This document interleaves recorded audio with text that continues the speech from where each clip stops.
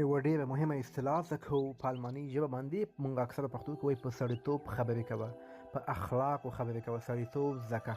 دا ټولې اصطلاحګانې په الماني ژبه مونږ یوه اصطلاح به داسې وایي: بنیم دیش، سړیتوب سره خبرې کوه، اخلاق زده کړه، په اخلاق خبرې کوه. مهمه اصطلاح ده، زده کړئ. او کله چې مونږ چاته وایو دا زما غلطي نه ده، دا زما غلطي نه ده، بیا داسې وایو: es ist nicht mein Schuld. es ist nicht mein Schuld، زما غلطي نه ده. او که بیا موږ چاته وایو نو بیا د چا غلطي ده، د چا غلطي ده. دا یوه جمله ده، سخته غوندې جمله ده، خو تاسو یې ګورم چې څوک یې صحیح لیکي په کمنټ کې ولیکئ.